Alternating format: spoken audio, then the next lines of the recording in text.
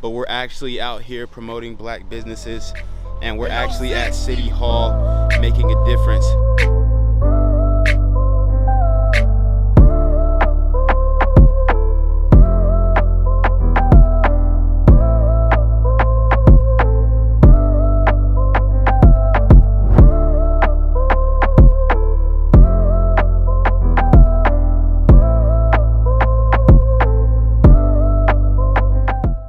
To the real meeting.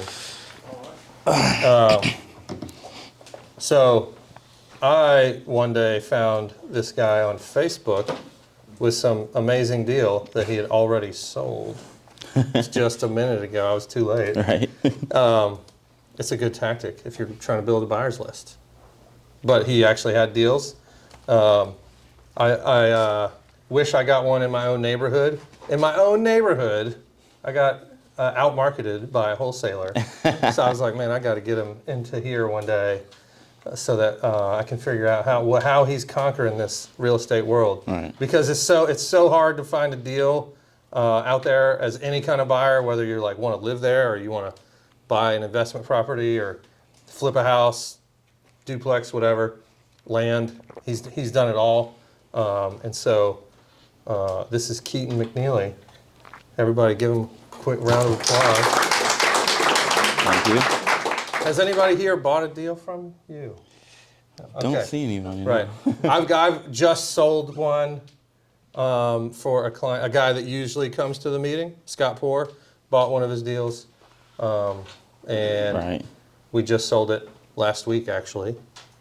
And the guy made after Keaton made money, after the attorneys made money, Right. the actual seller made money.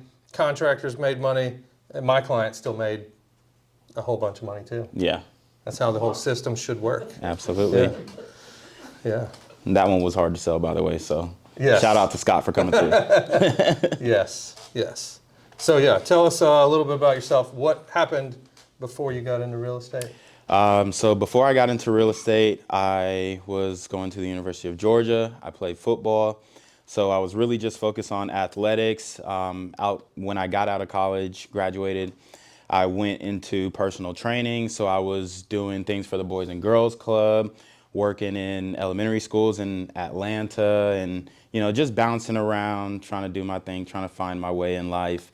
And on my trips to Atlanta, I just started to listen to podcasts, and in between I would Uber, and then I would meet people who were agents, investors. So I was like, I want to get into real estate. I think that would be something that I could excel at. So I, just did my research, listened to a lot of podcasts, and I just took action. So I started off driving for dollars, and I found my first deal off of Lexington Road in Athens. It was like a couple minutes from the movie theater. I think it's the AMC, right? Yeah. Yeah. And I found that deal. It was a guy, he had it vacant. Like right on Lexington Road. Yeah. Wow. Yeah. And it was actually commercial, but he had it vacant for like 7 months because I think one of his sisters owned it, and then she passed away, but she transferred it to him beforehand, and they were running a beauty salon out of the house, and it was on Lexington, and it was vacant. So I called the guy up, and actually before I even called him up, I was actually looking at another house right next to it, and we couldn't make anything work on that one. That was the first deal that I actually kind of negotiated in person. We couldn't make a deal on that one, and I asked him about the house next door, and he said he doesn't know the owner, but if he got the contact information, he would send it to me, and he ended up getting their contact information. So I called him up, I met up with him, I looked at the house, I made him an offer. It took him 3 or 4 days to get back to me, but I ended up getting the property under contract for $75,000, and I assigned it for 82.5. So that was like my first time getting my feet wet into real estate, into wholesaling, after just watching podcasts and, stumbling my way into it. And So did that cost you any money? No, so it did not cost me any money, and that's how I like to do my marketing, obviously. I mean, cost me gas money just driving around and keeping a vigilant eye. They call it driving for dollars. So I found my buyer by just calling cash buyers in the area. So I used the software PropStream to find people who recently bought cash, and I just called a list of 1,000 people, and it was Rob Scott. I don't know if any of you guys are familiar, but he buys a lot. Shout out to Rob Scott. Yeah, so shout out to Rob, but he bought that one, and then I saw the house next door, and I called that guy up, and then I met with him, and he wanted to sell, and the house basically had a section where the roof was completely caved in. It had a lot of water damage. So I ended up negotiating that one and got it for $60,000. And then I called Rob up. I said, I got a house right next door to the one you just bought, and I'm selling it for $75,000. So I made $15,000 on that one, and that was within 3 weeks. Man, and you're not licensed. And I'm not licensed. Holy cow. So isn't this illegal? No, so this is not illegal. And obviously the laws are changing everywhere when it comes to wholesaling, but this is something that has been going on for centuries. Have you think about if you end up with have no other choice but have to hold that? So I actually have been in a position where I couldn't move the deal, and usually I put in my contract where I have a due diligence period where I can back out of the contract. But if I go past my due diligence period, obviously the earnest money goes hard. Depending on the deal, I've never lost earnest money personally, but I know people who have. Depending on the deal, though, I'll try another way to buy. So if I can't do it cash, then I'll try and do something creative. And I actually did something like that in November where we had a deal in Commerce, and they had a house and a lot. And I sold the lot, had trouble selling the house, and I worked out a creative deal with the owner where we basically had them transfer the deed over to us, and they kept the loan in their name, and we're basically paying the loan, and we have Sub 2. Yeah, exactly. It's subject to. We have we're an authorized user on the loan, so we can negotiate on behalf of the loan and request payoffs and all that. So, if I can't close on a deal, most of the time I'm just going to try something creative. So I'm going to try sub 2. I'm going to try seller finance. I'm going to try another way to still perform on the property. It might be a different type of contract, but I'm still going to try and do the seller justice. So are you cold calling people so you don't have to spend money on like mailers or anything, or Facebook ads, or are you just cold calling? Or So yes, I am cold calling. Most of mine are not cold. They're actually warm leads that my agents call. So I have a team of virtual assistants, and I also have a virtual assistant business. So if you guys need a virtual assistant, let me know. We hire them, manage them, all that stuff.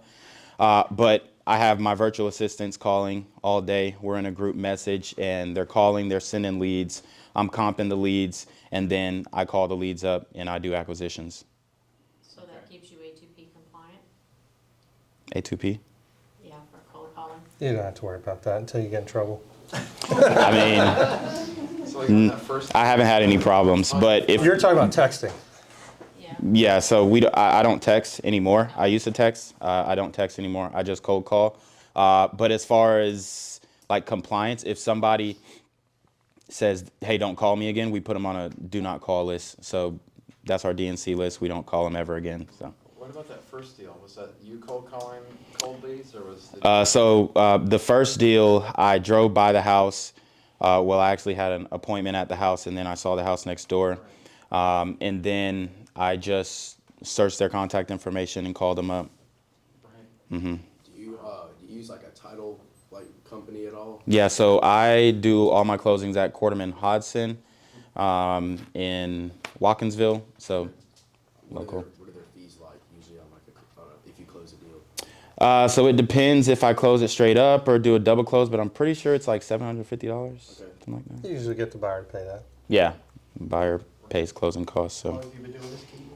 so I have been doing this since 2018, so about 6 So years. you graduated college and then started learning, and then did your first deal right away? Yeah. So So from the day you said, I'm gonna learn about real estate, until you actually closed your first deal, how long was So that was 6 months. I had a little bit of analysis paralysis where essentially I was learning, and I never took action.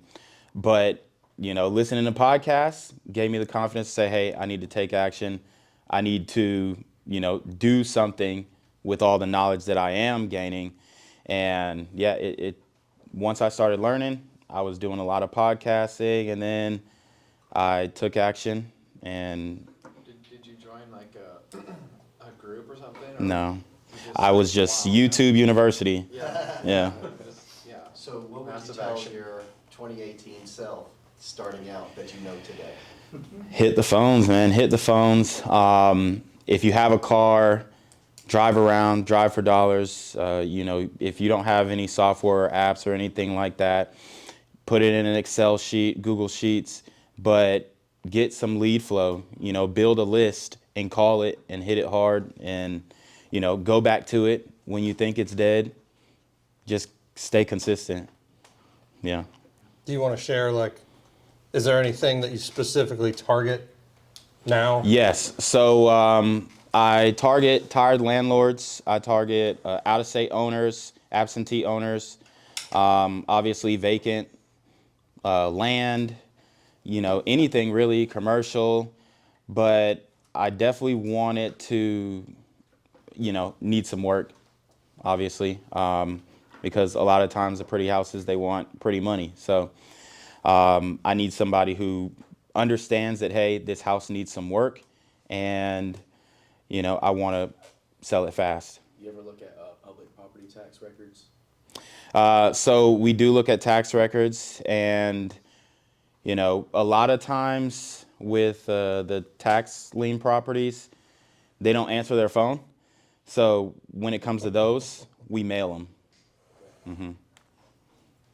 So it seems have you gotten more land than houses, or is it kind of equal? It's kind of equal. Like Yeah. every time I get a house, I get land like right after that. So I'm doing like 2 to 3 deals a month, and we target both. So it's kind of like when you build up the pipeline, you'll have people that you follow up with. They're ready to sell, and it just so happens it's kind of like flip flops. Right. Yeah, because I just got a land deal in Oconee County. It's like 4.86 acres, had 2 mobile homes on it. The guy was tied up in projects he wanted to sell. So we ended up getting that one assigned a couple days ago. But to me, I would consider it land because the mobile homes are I think I saw really somebody else damaged. marketing that already. Yeah, I actually had it with a wholesaler. Oh, And then he came with a buyer, and I gave him gotcha. a fee, and boom. all right. Yeah. This is a little off topic, but if you were to do it again, would you go back to college? So Would you finish? Like, would you go? So I love playing football. So yes, I would go to college to play football. As far as like me giving advice to somebody else, I mean, you can do both. When I was in college, I was focused on football, but a lot of students obviously were not student athletes. So there's a lot of time. Everybody got the same 24 hours. So you can earn your degree and still cold call. It's a lot of guys who do it. So I would never, say, hey, don't go to college, because I love my college experience, and I still have connections that I built from college that help me in my business today. But I would say, go to college and cold call, and college towns are really good for wholesaling. So you have a revolving rental market, and you have a lot of tired landlords who rented to frat boys, and they trashed the property or something, and now they need to sell really quickly. So, yeah. Where are you getting your list from? So I get my list from PropStream, and then I also have virtual assistants who do list sourcing. So they'll go to public records, and that's where we get a lot of our vacant lots, because it's easy to say, hey, this one is vacant. There's no house on it. So we get a lot of vacant lots from public records. But yeah, PropStream is the main source. Where do you get your VAs from?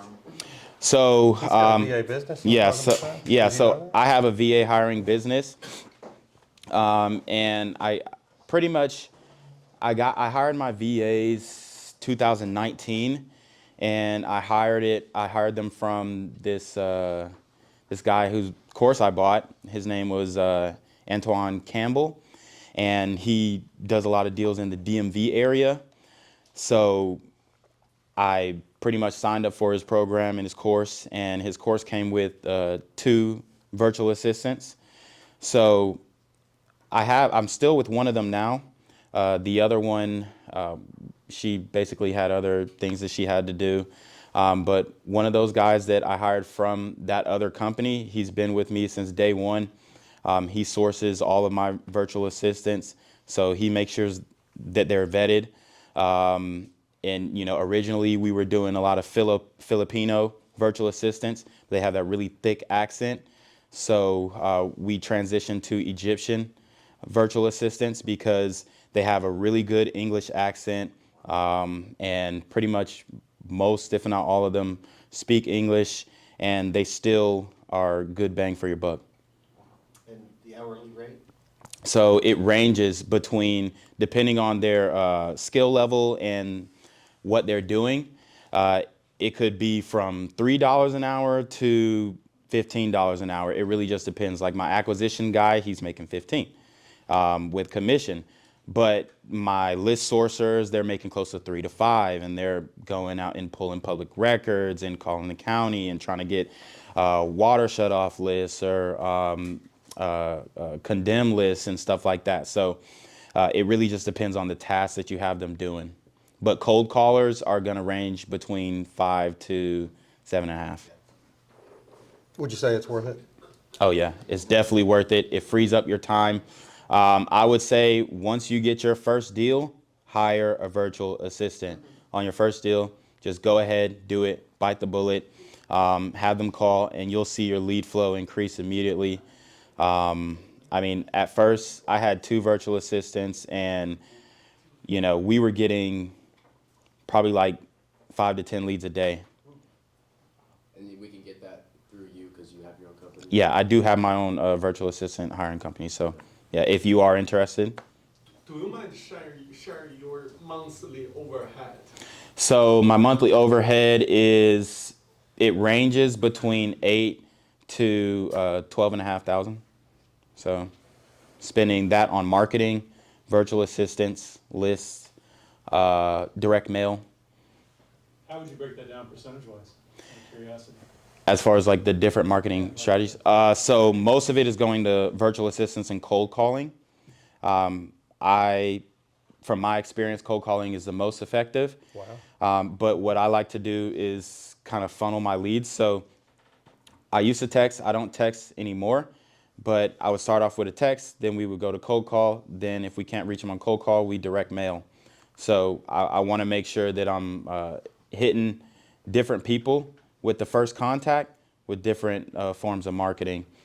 So as far as a percentage breakdown, I would say 50% of it goes to cold calling, and I would say about 25% of it goes to list building, and then the other 25 is going to go to my softwares and all those miscellaneous things that you're paying for, gas and just meetups at properties, all that stuff. So You have a website? yes, Yeah.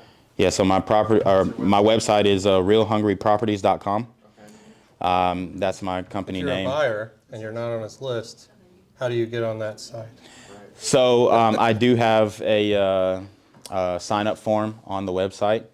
So What was that website called? realhungryproperties.com. So if you are a buyer and you're looking for deals, we have a web form that you can fill out to sign up for my buyer's list. Buy and hold by yourself. Yes. So I have 2 townhomes in Sandy Springs.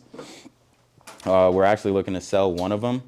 But yeah, so I also have, I got 2 in South Georgia and Millen, Georgia. And then I also have 2 in Athens. So I do buy and hold as well. Is that called cherry picking? Yeah, so I mean, I get a lot of lead flow and I get a lot of deals that I look at. And the ones that I feel I could make the most money on and then have that long-term wealth building, I'm going to close on those myself. Does most of your like advertisements, is it through bandit signs or? No, so most of my advertising is through cold calling. And then what I do is I send people to my website if they're, asking for credibility. Also we'll send them to my closing attorneys for credibility, just so that they're like, okay, this guy, he buys houses. He's, I'm confident that he's going to close on the property and perform. Okay. So you've mentioned podcasts quite a bit. Give us your top 2, 3. So I like Max Maxwell. He's one of the first guys that I came across, and he does a podcast on YouTube. I also listen to Pace Morby, Jamil Damji, Brent Daniels. Yeah, that's a slip of my tongue. But yeah, so those are the main ones because I really just like to focus on acquisitions, because if I can get a good deal, I know I can sell it. So that's mainly where my focus is on. So I'm training my agents on how to overcome seller objections and just how to navigate through cold calling. Did you ever take a course on like sales, or did you just do it like learn through experience? So I never took a course on sales. I just, kind of had experience growing up. I've done a few jobs. I've done like a moving company job, and then I've done radio when I was in high school, working as a server at a restaurant, and then you kind of pick up on these skills. But I listen to a lot of sales podcasts as well to brush up on my skills and just try and find more objections to overcome when it comes to talking to sellers. How do you build your cash buyer list? So what I do is I look for properties that were purchased cash in my area or the area that I'm marketing a deal from. And I usually pull that list from PropStream. So I pull that list, I skip trace the list, which is finding their contact information. And then I'll call up those people and say, hey, I saw that you were buying properties in this zip code, and I have one that's similar to one that you bought, and I want to know if you might be interested in buying more. Yeah, also I tell you, most of the people in this room are cash buyers. Mm-hmm. Yeah. And I have a whole bunch of cards, trust me. Jack, what was your question? You've mentioned a few times you don't text, or you don't text anymore. Mm-hmm. Can you elaborate on that and why? So I wasn't getting the return that I would have liked to see from text blasting. So I like to see a 4-time return on my investment. So if I'm spending $1,000 on texting, I need to see 4,000 in profit. So it just wasn't giving me the return. I'm not saying it doesn't work, because it has put me in, rooms with sellers, but they just never really converted as well. So I just took that money and focused on cold calling. So, did you have a script from one of these courses you use when somebody So- gets on the phone with you? So basically, I wrote my own script from the objections that I was used to facing. So I was getting a lot of "you're young" objections. How do you have the money objections? So I wrote my own script, and then I have. How do they know you're young? So when I meet up with them, Oh, yeah. yeah, they're like, "Oh, you're pretty young," But How do you handle that objection? so I mean, I just say, if I was 19 and I had the money, would you still sell the house to me? He said, yeah. Yeah. There you go. Does anybody ask you straight up, are you going to try to wholesale this? So sometimes people will ask, and I just say I don't know what I'm going to do, because I genuinely don't know what I'm going to do. There's so many different avenues that you could attack the sale on. So I might buy it for myself. I might wholesale one. I might do something creative. But if they're just adamant I don't want it to be wholesale, then I'll double close on it. But before you make offer, offer, you do inspection Mm-hmm. Yes, ma'am. yourself, or you have an inspector?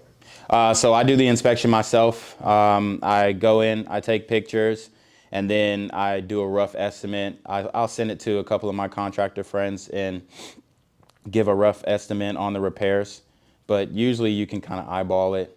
You know, I like to do it from, I would say a light repair is like 10 to 15, medium repair is like 25 to 30, and then a heavy repair is anything over 45, 50. So I kind of like to bracket it like that. And then if it's a heavy repair, then I know I need to be super low. You said double close. Does Alex allow you to use the buyer's funds to double close?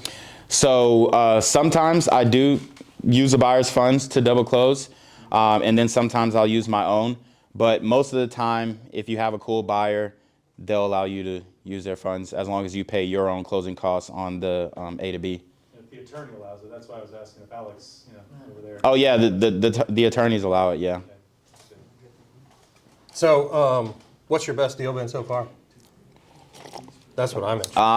I want to hear So about. my best deal was a JV deal. I work with a guy from California named Michael Hughes, and he sent me a JV deal, the one in your neighborhood, Oh. and I think we made $74,000 on that one. Yes. And me and Michael split it, so it wasn't just me, but we split the deal. He's the one that found it, and I just was his boots on the ground. But the best individual deal that I've done was $65,000, and it was like a 4-bedroom, 4-bath house in an HOA, and the guy inherited the property, and he, trashed it up. It was just too big for him, and he had a lot of pets. So we ended up getting it for $185 and sold it for $250 Without cleaning it up? without cleaning it up and without inspection, sight unseen. Do you ever like go through and clean up or do any repairs, or you just sell it as is? So I do fix and flip. So if I'm going to do any repairs, I'm going to purchase it and flip it myself. But I don't do repairs on a wholesale deal. I mean, I might, if it's a vacant lot, I might have somebody go over there and mow the lawn, make it look pretty. But other than that, no. Do you ever use realtors to list the property? So no, if I wanted to list a property on the MLS, I would do what's called a novation deal. So basically you get an attorney in fact, and you get a novation indemnification agreement along with your purchase agreement. And basically it gives you the ability to list it on the market yourself from a flat fee brokerage lister. Is that a disclosure or something? Yeah, so I mean, I let them know, hey, we're going to use multiple marketing apparatus to sell this house. So you might see it on the MLS, you might see it on another site, you might see it on Facebook Marketplace, you might see it here or there. And if we're going to do a novation, they're 100% fine with it. They're willing to do showings and all that stuff. So yeah, we do 100%. So you're doing novation deals on houses that have people living in them? Mm-hmm. Wow. Yeah. And so it seems like so much of the education on novation is like so that they can get it under contract, do a bunch of work to it, and then sell it. Yeah, for, so I don't do any work on novation deals unless it's just like tidying up. But usually I'm only going to do a novation on a pretty house. So if it needs work, then I'm going to push for a cash deal. Have you ever wrapped that into your special steps, like some sort of novation language, so it's not sign this, oh yeah, sign this too. It's all like. So we like to get separate documents because when you submit it to the flat fee broker listing website, they need those separate documents in order to list it for you. So. Mm-hmm. Yeah. Wow. But we will put novation language into our purchase agreement. But we also have a novation indemnification agreement, and then we also have attorney in fact agreement, which is like a power of attorney. It's a limited power of attorney. Mm-hmm. So do you agree? A long time ago, I heard from a pretty, I can't remember who it was right now, but he was educating on the idea like if you're talking to a seller, you should be giving them an offer that is embarrassing to you and them. Is that kind of your philosophy? For the no, right? Yeah. Yeah, I mean, it really just depends on the condition of the house. And that's what I always explain to the seller. I let them know up front, hey, you know, since we're paying cash, we're closing quick and we're paying the closing costs, then we're going to give you an offer that's going to, you know, be fit. So, like, if I give an offer and then the seller is just like, if they have like a bad reaction to the offer, you know, usually I preface this with, don't hate me when I give you this offer, but it's a starting point for me. And, you know, everything is negotiable. Even when we go under contract, it's still negotiable. So if you have something that you have concerns with or you want to add something, you know, we can easily do an addendum. But most of the time when you're like that, they pretty much go with the flow unless they're set on a specific price. And then that's where I say, okay, well, I'm just going to need some time to see if I can meet your price, and then I'll send it to one of my buyers and see what they say. And if they like it, then I'll go for it. That's called anchoring. When you set it with a low price, so that a price that you're still willing to pay, it could be 20,000 more. Right. But then now it's way better. Right. Like we have a max allowable offer. So I always tell my agents, hey, Is that through PropStream? so I have what I call the deal calculator, but it's a spreadsheet in Excel that I created myself. I created all the formulas, and essentially we just punch in the numbers, square footage of the lot, square footage of the house, you know, bedroom, all that stuff, and we'll punch it into the calculator, and then it spits back a number and gives us the ARV, our max allowable offer price, and our fee price, our minimum fee price. So we'll make offers based off of that. Do you also look at like similar listings in the area, like or similar properties in the area? For comps, Yeah. so yeah, we look at recently solds. I will look at what's on market, and if I'm looking at a house and then I see that there is a listing in the neighborhood or you know, within a 1 mile radius, I'll call the realtor and say, hey, how much activity are you getting on this? You know, do you think you're going to sell it fast? Do you think it's going to be a while? I'll ask as many questions as they'll answer. So just to get a, you know, kind of frame of where I need to be as far as numbers go, and then also how quickly I can move it. So I definitely like to call agents and leverage what they know about the area and see what activities they get on their listings, because if I see a lot of activity on their listings, I know that mine is going to go pretty quickly. What was your degree in college? Project management with an emphasis on management information systems. Man, those are usually good salary jobs. Yeah. You just skipped right over that. Yeah. I went to the better salary jobs. That might answer your college question. It was like one of the #1 majors at UGA. Yeah. For like starting salaries. Right. Yeah. Yeah. So, are you happy now that you chose this instead of like trying to do MIS? Yeah, I'm definitely happy, and you know, the things that I learned, you know, with Excel spreadsheets and all that kind of stuff, are helping me now, so that it gives me the ability to understand how to manage my KPIs and really track. What's a KPI? So KPI is key performance indicators, right? And yeah, so I'm able to track my progress and see what's working, what's not working, who's not working. With my virtual assistants, I only have 3 full-time, so there's only 3 that work 40 hours a week. The rest are on a 4-hour schedule. So we do the first shift and second shift. We start the first shift between 10 and 2, and then we do 2 to 6. Some of them work until 8. And they're calling from overseas, right? Yes. So they're calling from overseas. I have 3 full-time Filipinos that were with me from day one, and then the rest of them are Egyptian. Do you assess them often? Like you go and listen to recordings? Yes. So we have a system We have a CRM Podio where they upload their recordings, and Monday, Wednesday, Friday, 8 a.m. we do team building meetings, and I sit with them, or one of my lead managers sit with them, and we go over calls constantly. You know, we review them. We say, hey, this is how you need to be talking to them. We correct a lot of things that they're doing, and then we praise them if they're doing good things. So, and then we look over the data to see how many calls they're making per day, how many leads they're making, what's their weekly performance score. So we have a 0 to 100 scale, and yeah, we track everything that they do and make sure they're working. I also have a lead manager who monitors all the agents during their shifts. So he has the dialer up, and he's making sure that they have a low available time, which is the time in between calls. So when you're on a multi-line dialer, and your available time should be between like 2 to 5 minutes max. So if we see something that's above that, then we check them and say, hey, your available time's getting high.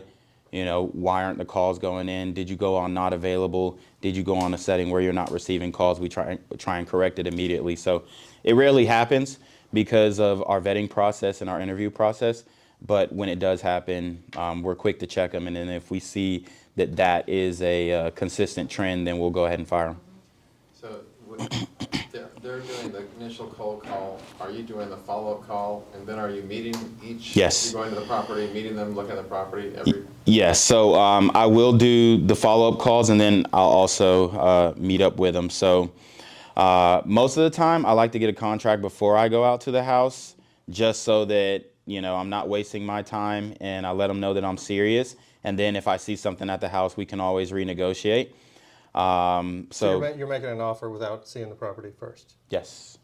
How is that? Is that actually being successful? Yes, because when it comes to wholesaling, it's a game of speed. So it's the first person, it's first come, first serve. So if you don't lock it up, somebody else is. If I'm you know, wasting my time and trying to say, hey, can I meet up to see the house? Can I meet up to see the house? Can I meet up to see the house?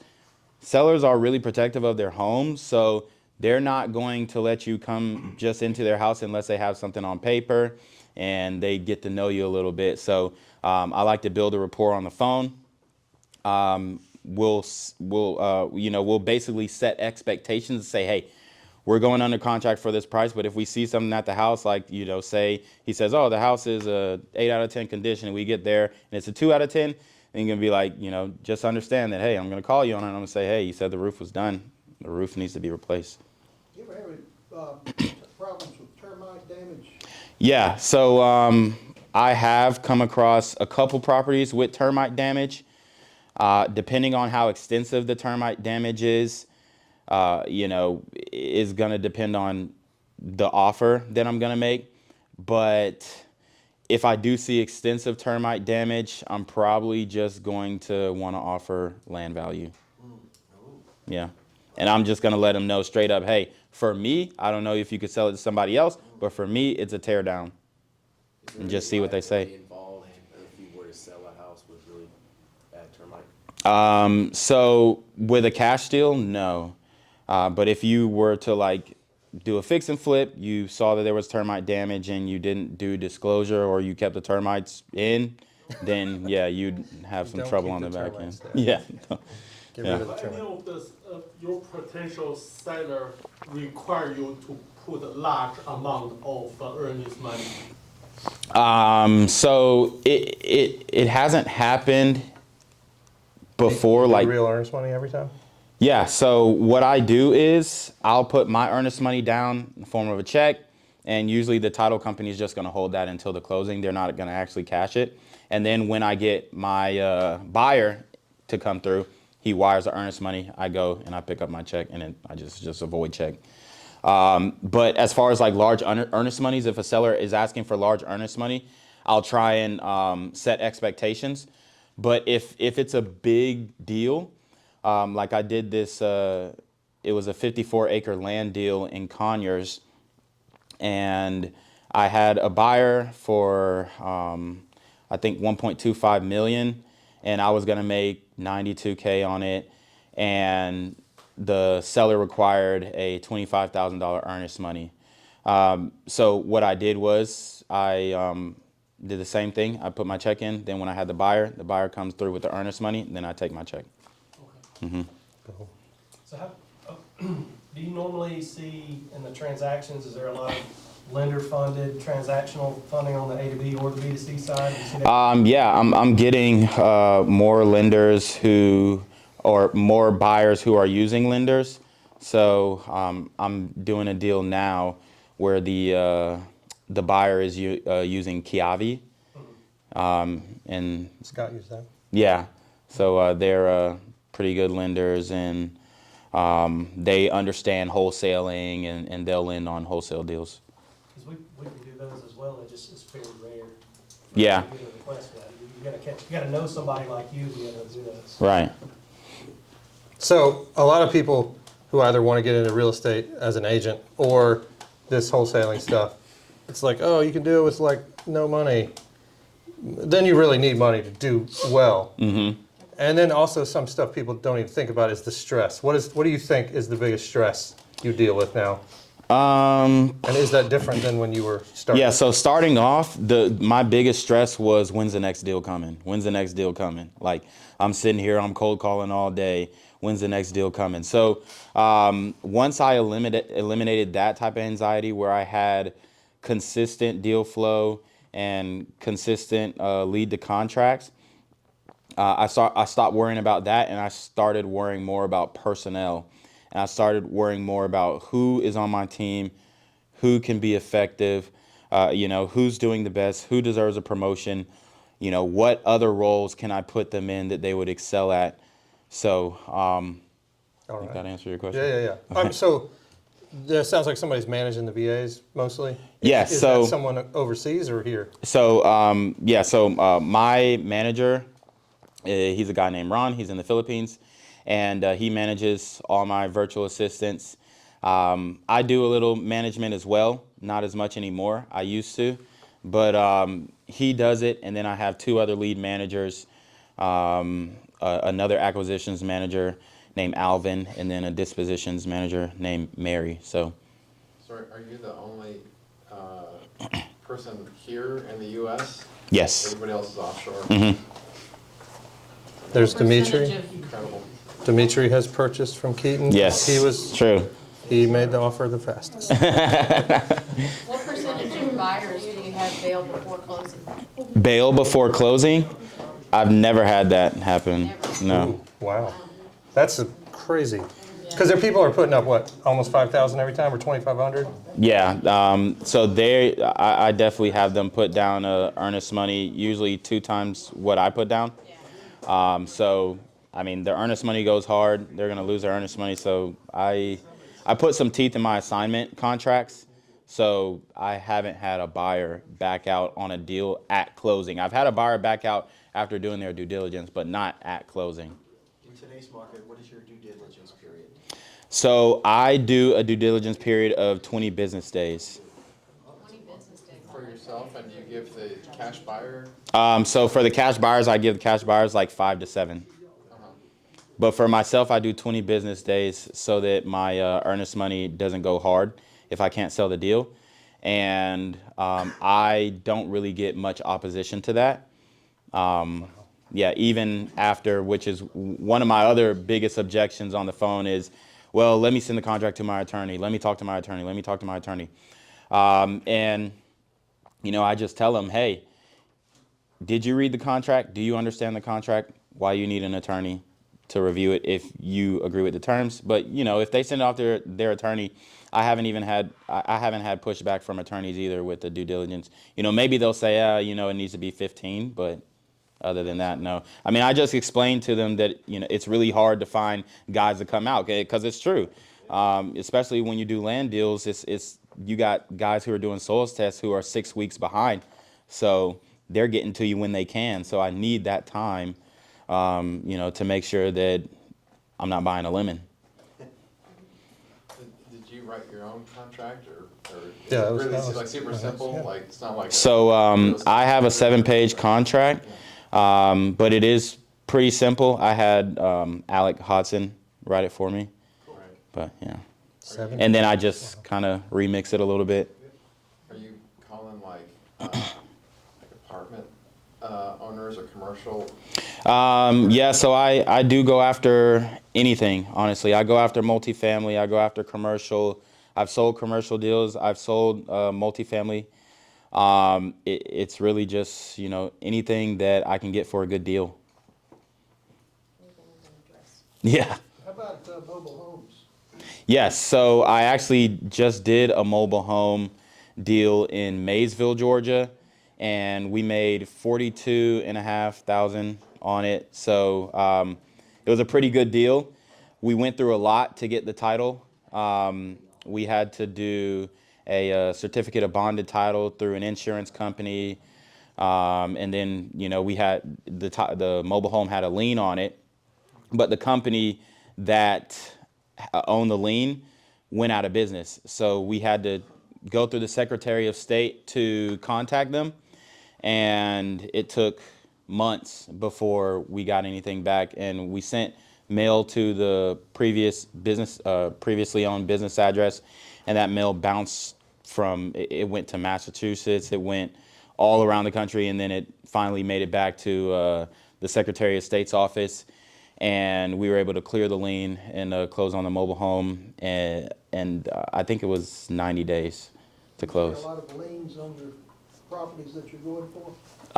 Yes, so we like to go for high equity properties, but with the low equity properties, depending on like the seller's situation, you will have a lien that is obviously going to be something that you're going to need to clear. But most of the time we don't have trouble clearing the liens.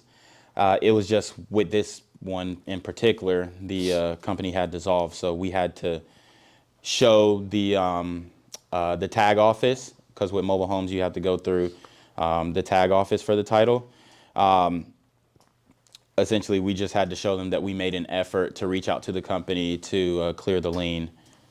So. Have you ever had a seller try to back out Mm-hmm. during the contract? Yes, so I have gone on a contract with a seller, and the seller backs out. Most of the time, I put a clause in my contract to say, hey, if you back out or for non-performance, you pay a fee. Most of the time, I'm not going to try and collect that fee because, I don't want to be an a-hole, right? But sometimes if it's just like an egregious thing, like we're under contract for 30, 45 days and they want to back out, then I will have them pay a fee if they want to back out. And usually they're like, oh, nope. So, No, hold on, go ahead. no, they're not gonna pay, or they're gonna close? Oh, they're going to close. Yeah. Most of the time they don't want to pay that fee. And it's like a $2,500 fee to close, but that's or cheap. to back out. So it's not anything crazy, but He and I talked to somebody last week, they wanted 20,000 well, because she wanted to back out. yeah, I mean, 20,000. You're nice. it happens. Yeah, very nice. 65,000 deals. Yeah. I'll let you offer it. Do you only make one offer to the seller? Or do you give them a bunch of options? So I like to start off with a cash offer because that's where I know that I'm going to make the most money. If I can't do a cash offer, then I'll do a novation offer. If I can't do a novation offer, then I'll do a seller finance offer. If there's a lien on the property, then I'll offer sub 2. Awesome. Yeah. So now you're like getting pretty successful. What are you doing to get to the next level? So definitely wanting to do more flips. I want to consistently, have houses that I'm rehabbing, selling, and just do more acquisitions, more buy and holds. And yeah, I'm just, keeping the momentum and then just trying to increase my lead flow. Probably hire a couple more acquisitions managers and just bring in more deals and, go out of state and virtual wholesale. So you're saying you don't need to like spend 15 grand on some sort of new course. No. Like you just take more action. Yeah, you got to take action. You got to go and talk to people. Like Brent Daniels says, you got to go and talk to people. You got to put your face out there, get to know people, build rapport. And that's how you're going to get the deals. People want to do business with people they like. So, just be a likable person. And if you're not a likable person, have a lot of money. And tell them, hey, I got a lot of money. You may not like me, but I got a lot of money. Right. So give us a couple of objections that you get a lot, and how do you, you said a few earlier, but. So the lawyer objection is my number one objection. I got to talk to my lawyer. I want to get an appraisal done. I get, maybe in 6 months. And if somebody says, hey, call me back in 6 months, then we split that time. So I'm going to call you back in 3 months because I know somebody else is calling you too. So that's kind of how I handle that objection. When it comes to the attorney, I just let them know, hey, you can call my attorney if you're not confident that I'm going to close, or, if you're questioning the contract. But usually they want to talk to their attorney, but it's really just buying time. Most of the time when they say, oh, I want to send this to my lawyer, they don't end up sending it to their lawyer, and they just sit on the contract, and you just got to follow up with them and say, hey, did you send it to the lawyer? And they'll be like, yeah, I sent it to my lawyer. All right, I'm ready. Yeah. So would you say that you're seeing a lot of people, you make an offer and they're not deciding? How fast do you follow up with them?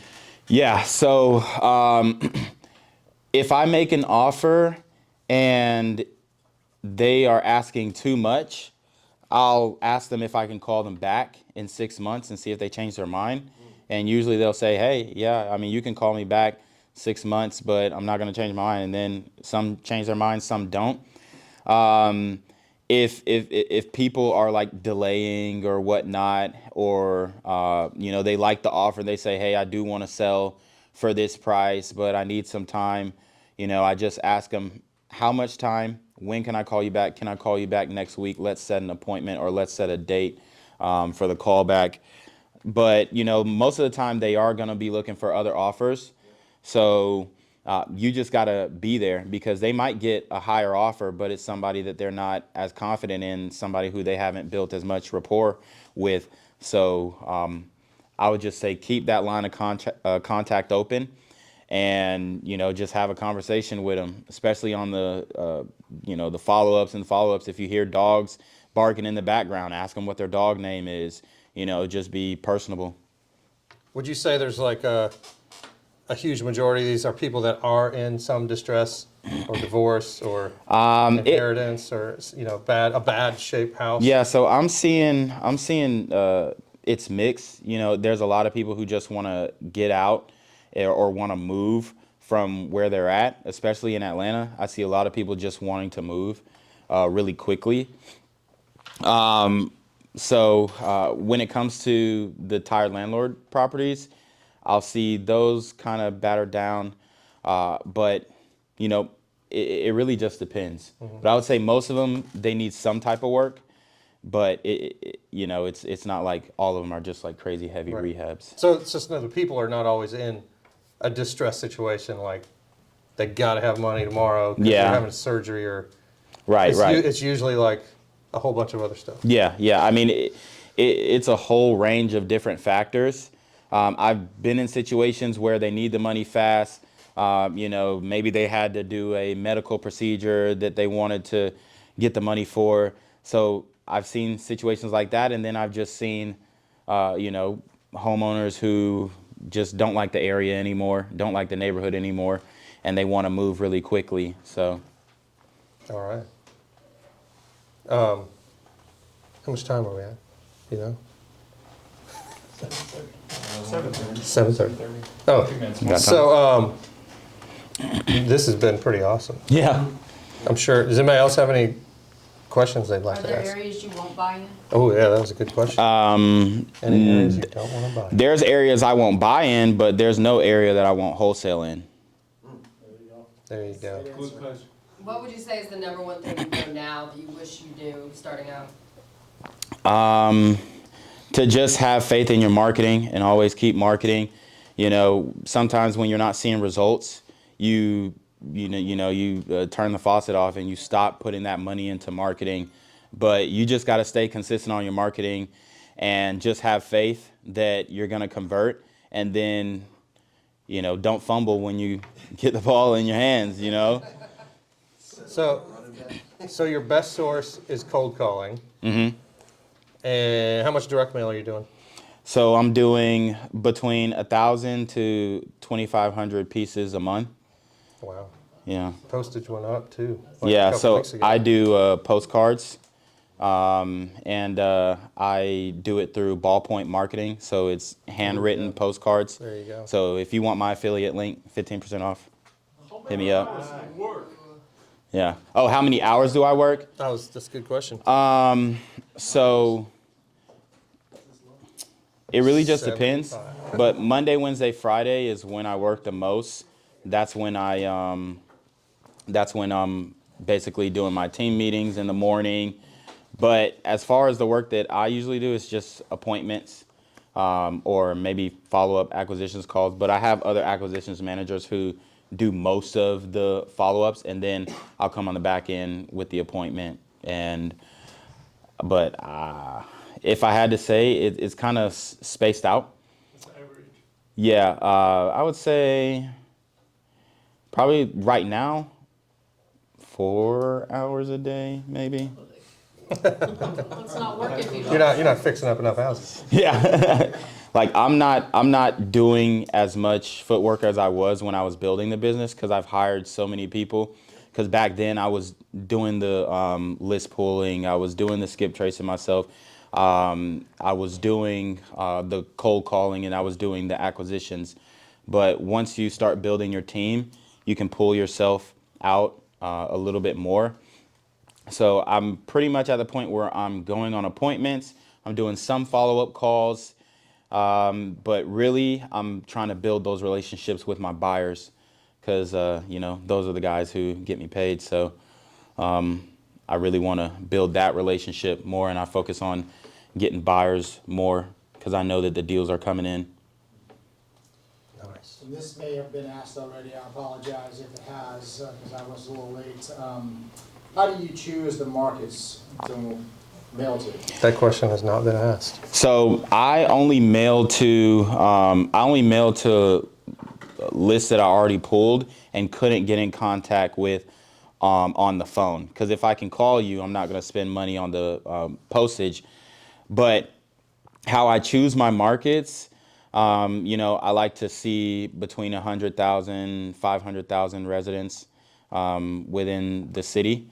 And then I'll also look for the median sales price. And then I'll kind of base where I'm going to dive into as far as a market off of those two things. And then I also look at activity, the average time on market. And then I'd also try and figure out, sometimes you can't find it, but I'll also try and figure out how many off-market deals are being done in a particular city or zip code. So are you sending out a bunch of these deals to people before you market it to your whole list? Like you yeah. So I have a few very small lists of cash buyers who I'll send my deals to before I send it to anybody. And those are guys who bought, 5 or 10 deals from me before. So I do have like an exclusive list of cash buyers that I'll send my deals to first, especially if I know they're buying in that area, and give them first right of refusal. But, most of the time, if they don't act fast, then I'm going to send it out to my whole list. How much time do you give them? So from when they respond to me, like I'll give them like 24 hours. And I'll just say, hey, I'm going to send it out tomorrow. If you're interested on making the first offer, preferably full price, then I'll accept it from you because you're my guy. Awesome. Yeah. Do you do a walkthrough day? On the properties, a walkthrough. Buyers. For the buyers, yeah. So sometimes I set up showings, but I like buyers who buy sight unseen. So I'll go myself initially to take the pictures. I'll send the pictures out to my buyers, and if they like it, then I'd rather work with somebody who's going to go sight unseen, because I don't want to, do a showing as if I'm a realtor at a seller's house. And unless it's vacant, then it doesn't matter. But, you know, if it's a tenant in there or if it's owner occupied, then I'm going to be more reserved as to bringing third parties in. But if I am going to do a showing, it's going to be very small group. Probably 3 of my top guys are the 3 guys that I'm most confident in. Guys or gals. Are most of these, the folks that are selling to you, have they been called multiple times by multiple wholesalers? Like, Sometimes they have and sometimes they haven't. It really just depends on, you know, the condition of the property. That's why I like going after high equity, because, you know, usually you'll see that they're keeping the property in good condition because they haven't owned it for that long and haven't had enough time to tear it up, I guess. But on high equities? yeah, so or low equity, my bad. But yeah, I'll usually go after those types of houses and Would try you and say make it work. do you keep track in your KPIs, like how many times you got to, what is your average amount of time you got to follow up somebody before they accept your offer? Before we go under contract, I mean, it's quite a few, probably between like 5 to 10 times. Sometimes we'll hit it, you know, straight up and they'll be like, yeah, I'm ready to go, but that is rare. Did you hear that? 5 to 10 times before they're accepting his offer. Phone calls. Yeah. 5 to 10 phone calls. 5 to 10 contacts. So it might be more phone calls because they might not answer, but 5 to 10, we made contact and we're still discussing terms, or, you know, we're giving them more time, or, you know, we're responding to what their attorney said, or, you know, we're making tweaks to the contract. Sometimes it's even harder in the agent business. Yeah. Wow. I mean, I followed up with people for like over a year and finally got a deal. One guy did 5 years of follow-up Wow.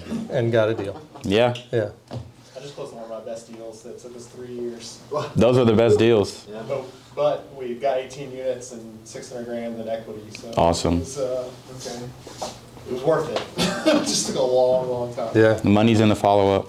Yeah. Awesome. I have a buyer work with me for 5 years, and we didn't even close the deal. Oh, a buyer. Oh, Yeah. that's tough. And she closed a land, but still looking for the house. Oh, boy. It's a All long right. time. So the key is to be persistent and consistent, right? Persistent, consistent, and once you start making money, hire help immediately. As soon as you can, hire help, build a team, you know, get some guys in there that you trust, and yeah, that's pretty much it. And keep marketing, keep spending your money on marketing. So the deals are out there, you just have to keep on keeping on. Yeah, they're definitely out there, and you know, we get a lot of leads in every single day, and sometimes they don't work, sometimes they do for cash. But you know, once you start learning other acquisitions methods like seller finance and sub 2, then a whole world opens up, because you can wholesale those deals too. So if you can negotiate terms with the seller and you meet up with them, they know you, you know them, then you can sell a deal that wouldn't have worked for cash to a cash buyer, but it works for a seller finance or a sub 2 or something. Does high interest rates, like for loans, affect your performance at all? Not really. It's mostly cash. Yeah, so, but what I will say is it affects what the buyers are going to do, because most of the buyers are fix and flippers. And, you know, if people can't buy the rehab properties because of high interest rates, then that'll affect how they buy. But what I've seen is they just want a better deal. They just want it cheaper. So you just have to understand that and negotiate for a lower price, because you know that your buyer is going to be lower, since it's going to take them longer to sell, or it's going to be more difficult to sell because there just aren't as many on-market buyers. That's a lot of great info. Sure. Yeah. I'm going to put out a recording of this afterwards. with some high quality recording. For sure. So if you're not already on the Facebook group, join the Facebook group. You can just look up Athens Real Estate Investor Association group. It's a private group, so you gotta submit a thing, just click on it. I'll let you in. This coming up around May, June time, we're gonna actually have a conference, a real estate investor conference, because we haven't had one in a few years. So look out for I wanna get you on the email list. So if you're not already getting emails or text messages about this, please come see me or Rob after so we can put you on that list. And Keaton, do you ever help people out? You give advice? How do people get in touch with you? Are you private? So what I do is I do like consultations. So I charge $100 for 30 minutes. But for you guys, obviously, I would do it for free. But yeah, so you can reach out to me on Facebook, Instagram. I'll also have cards. You can also sign up for my buyers list on my website, and I'll hand everyone my card after this. But yeah, I mean, I always love talking about real estate. If you have any deals that you're trying to sell, or if you have any deals that, you're trying to hold or whatever, just hit me up. Advice, to talk, whatever. I'm an open book, so. Great. So also, I have some seller finance deals I forgot to talk about earlier. So if you want an awesome seller finance deal, great. Talk about it with me afterwards. One's a property in downtown Winder, a commercial deal. It's only $259. And then one that's one of the best houses in all of Athens. It's only $84,900. Needs a lot of work. But you can get it. You can get that seller finance also. So anyway, thanks for coming out. This is Keaton. Everybody give him a good round of applause. Thanks for all. Yes. And we'll see you in the next meeting. All right. But we're actually out here promoting black businesses, and we're actually at City Hall making a difference.